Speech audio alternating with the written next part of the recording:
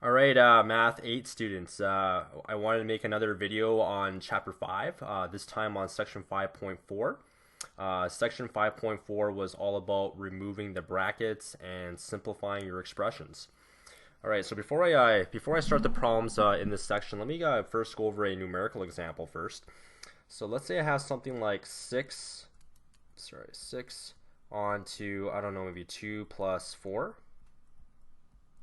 And if I gave you a mathematical expression like this, and if I asked you to find the answer, well, according to BEDMAS means you want to do the brackets first. So here are my brackets. So you might want to evaluate everything in the bracket. So 2 plus 4 is going to be 6. And then you have this outside 6 remaining. So this green 6 is this 6 right there. And then all you have to do here is just multiply these two numbers. So 6 times 6 is simply going to be 36. Okay, so that's one way that you could solve a problem like this. So we're definitely going to do similar problems in this video lesson, but instead of doing BEDMAS, what we're going to do is we're simply going to approach this problem just a little bit differently. And a lot of the questions in this section, I'll be asking you to remove the brackets. So one way that you could remove the brackets is by taking the outside number, and you can distribute that into everything inside the brackets. So this 6 will multiply onto the 2, and this 6 will multiply onto the 4. So if I do 6 times 2, and then add that to 6 times 4, where here's my outside 6 again, you're just going to multiply that 6 onto everything inside the brackets. And if you do this, you should get, well, 6 times 2 is 12, plus 6 times 4 is 24, and 12 plus 24, that's going to be 36. So you notice that you still get the same answer, 36 and 36. I mean, the answers are identical. So when I tell students to kind of like take this outside 6 and move it into everything inside the brackets, it is a mathematically correct step. Okay, so that's the kind of approach that we're going to be using in the problems in this video. We're going to take the outside number and we're going to distribute that into everything inside the brackets. All right, so let me just erase this now, and let's go ahead and solve some of these problems. All right, so question number A. Okay, so notice that I have a letter on the outside. Now, on the outside, I'll call this the outside guy. Now, this outside guy, it could be a letter, it could be a number, it could be a plus sign or a minus sign. Regardless of what that outside number or that term is, all you want to do is you want to distribute that into everything inside the brackets. All right, so this is going to be A times B minus A times C, and that's it. Problem B. All right, so I have the letter A on the outside, and that means I need to multiply that into everything inside the brackets. All right, so I have a negative sign here, so this will be negative AB, and then I have a plus sign here, so this will be plus AC, and that's it. You can stop there. Next problem, same thing. I take this outside A, which I'll highlight in yellow, and we just move that right through the brackets. Okay, so this would be AB plus AC, and that's it. All right, let's move on. Once again, I have, in this next question here, I have the letter A on the outside, and that letter A, I'm just going to distribute that into everything inside the brackets. So this will be negative AB, and this negative sign is this negative sign right there, and then I'll have negative AC, and this negative sign is that negative sign right there.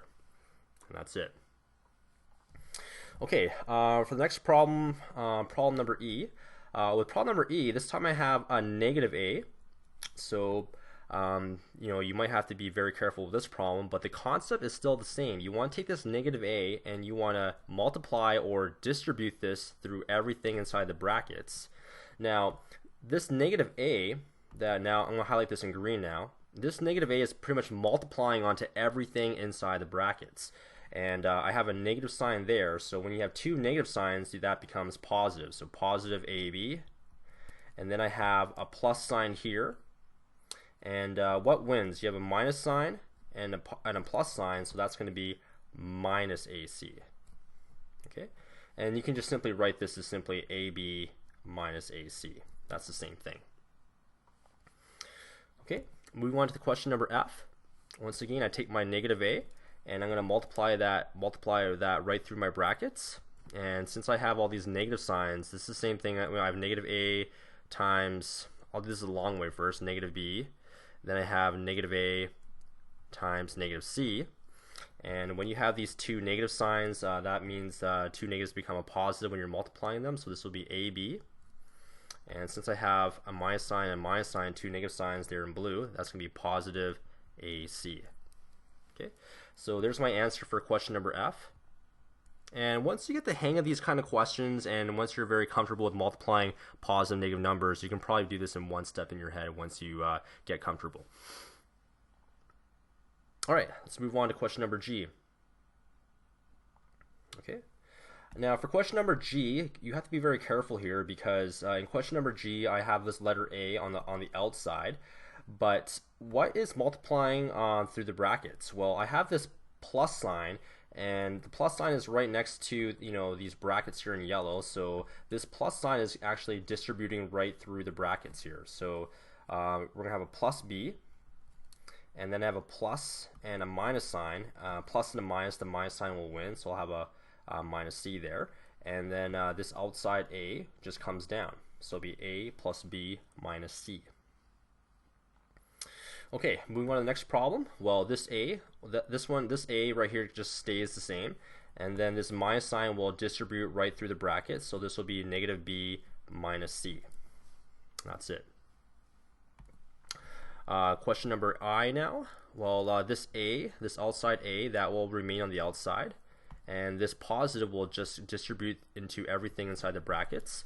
I have a positive and a negative, so that's going to give me a negative B. And then I have a positive and a positive, so that will give me a positive C. So that's my answer there, A minus B plus C. Okay, moving on to the next question here. This is going to be bring down the A. The plus sign will distribute through the brackets, so this will be a negative B minus C. Okay, so remember, when you have a positive and a negative sign, the negative signs always win. Next question. Once again, this A comes, I'll bring that A down, and then the minus sign will distribute right through the brackets. So if I have a minus and a minus, that will give me a positive B, and if I have a minus and a plus, that will give me a minus C. So A plus B minus C. And then question number L here, so this A here comes down, and then this minus sign will distribute right through the brackets. So a minus and a minus there highlighted in yellow, that will give me a plus B and a plus C, because a minus and a minus gives me a positive. Okay, that's it for part one. Let's move on to part two. Part two is the same kind of concept. Remove the brackets of the following.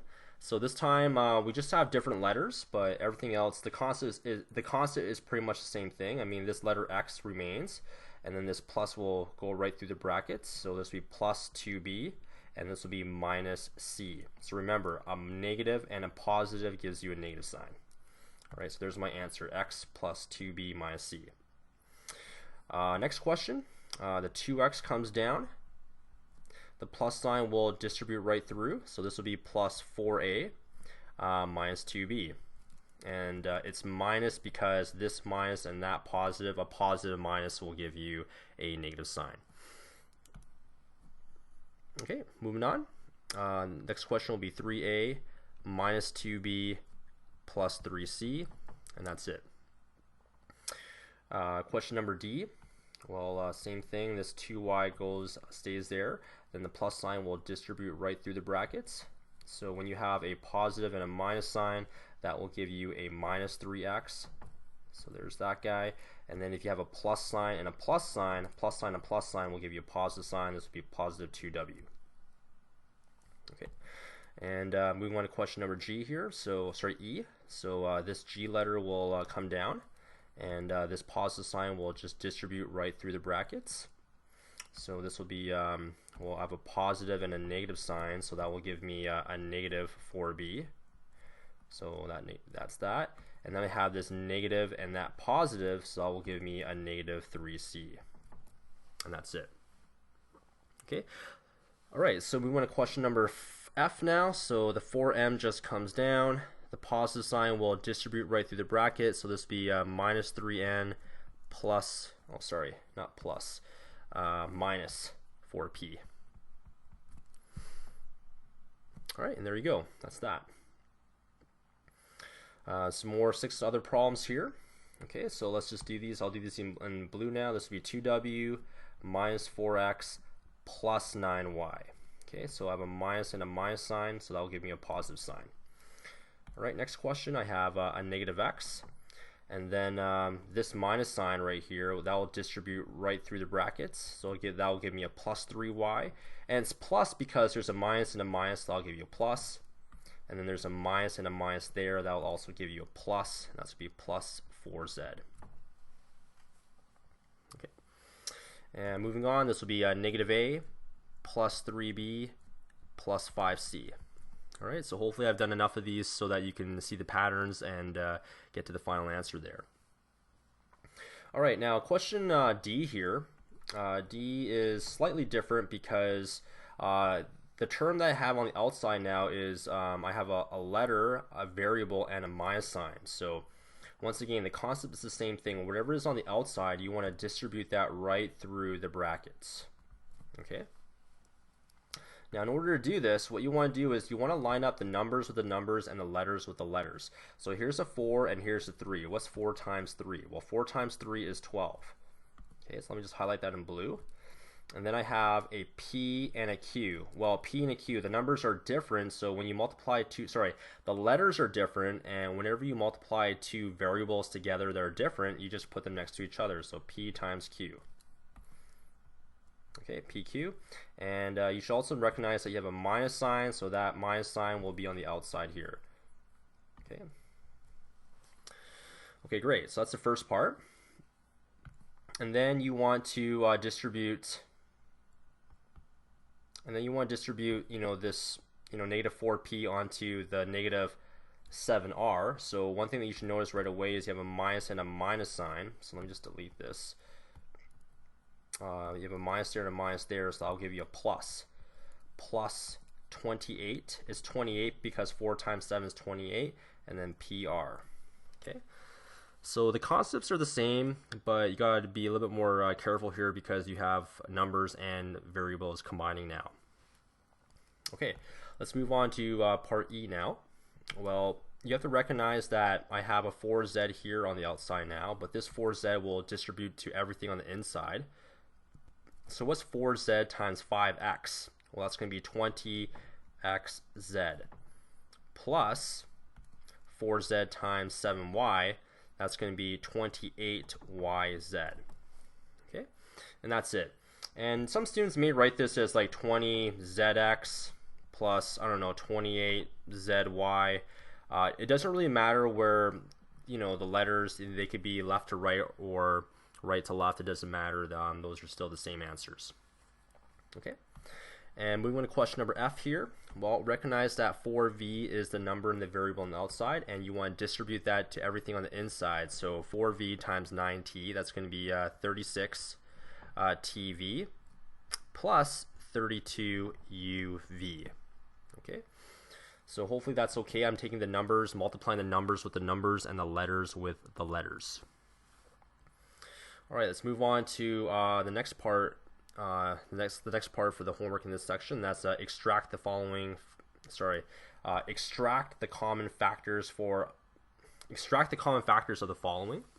Okay, so when I say extract, pretty much you want to take out the common factors, and your answer should have brackets. Okay, so the way we do this is I have an x term here and an x term there. So the x is the common factor from both terms. When I say both terms, this is term 1 and this is term 2. So both terms have a common x variable, so I'm going to remove that by putting that on the outside. And so this right here is the common factor. All right, x is common in both those two terms. And when I remove that common factor, I ask ourselves what is left. So if I remove an x from the first term, then I just have a 4 left. And if I remove an x from the second term here, then I just have a 3 and a y. Okay, so this is my final answer. It's going to be x times 4 plus 3y. And the good thing about these kind of questions is that you can check your work by distributing this letter onto everything on the inside. So if you do that, you get 4x plus 3xy, which gives you the original question. So that's one good way to check your answer. So if you're not sure if you're doing these questions right, then just distribute right through, and if you get the same original question, then you've done the question correctly. Okay, so this is my answer for part A. Okay, moving on to question number B. For question number B, I noticed that the only thing that I have common in all three of these terms, so I have 3 terms, 1, 2, 3. The only thing that's common in all 3 of these terms, are the numbers. If I look at the 15, the 6, and the 9, what's the greatest common factor from those 3 numbers? Well, it's going to be the number 3. All right, so if I divide a 3 out, or if I take out or extract a 3, then I have a 3 left. Sorry, a 3 on the outside, and then I'll have a 5m plus a 2n plus a 3m and an n. Okay, so basically what I'm doing is I'm taking my greatest common factor here, which is the 3, and then I'm taking each of these numbers, the 15, the 6, and the 9, and I'm dividing each of those outside numbers here. I'll put this in green here. I'm taking these green numbers and I'm dividing it by that blue 3 in order to get this 5, this 2, and that 3. Okay. All right, so hopefully that question is okay. All right, moving on to the next question here. For question number C, I noticed that I have a p that's common in all 3 of those terms, so I'm going to remove that p. If I remove that p, I have a 7 plus an 8q minus a 5. And then you should also notice that this 7 minus that negative 5, that's going to give you 2. 7 minus 5 is 2. So the final answer is p times 2 plus 8q. All right, so that's the answer for question number C. Question number D here, I have an A there and an A there, so let's remove the A. And then you should also notice I have a 4 and an 8. What's the biggest factor that you can take out of 4 and 8? Well, it's going to be a 4. So if I remove a 4a, I'm left with a 1 plus a 2b. Okay? And hopefully that's okay, because basically if you take this greatest common factor, this 4a, what you're doing is you're taking this first term here and you're dividing it by this 4a in order to get that 1. Okay? And if you take this 8ab, and if you take 8ab and divide that by 4a, you get 2b. Okay? All right, great. Moving on. Next question here, I have an x, an x, and an x, so I'm going to remove the x out. And then if I look at all my numbers, the 3, the 6, and the 9, the biggest common factor from the 3, 6, and the 9 will be a 3. So I'm left with a 1 plus a 2y plus a 3y. Okay? And you'll notice that I can add these two guys, 2y plus 3y, that's going to be 5y. So this will be 3x bracket onto 1 plus 5y. All right, and that's how you do that question there. Okay, moving on to the next question here. I have an A there, an A there, and an A there. So the first thing is, let's take out that A. And then I have a B here, a B here, and a B there. So let's remove the B. Sorry, erase that. So remove the A's. Sorry, remove the A and the B. And if I remove the A and B from the first term here, I'm left with 2. If I remove an A and a B from this 3ABC, I'm left with a plus 3C.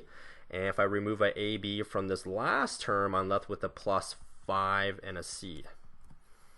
Okay. And once again, you should recognize that this 3C plus that 5C, that's going to give you 8C. So this will be AB onto 2 plus 8C. Okay. All right, that's looking good. Let's move on. Actually, that was the last question from section 5.4. I think I did most of the questions correctly. So if I did something wrong, I do apologize, but please check your answer keys. I think I did answer most of the questions correctly. All right, so then we'll see you guys for section 5.5 in the next video.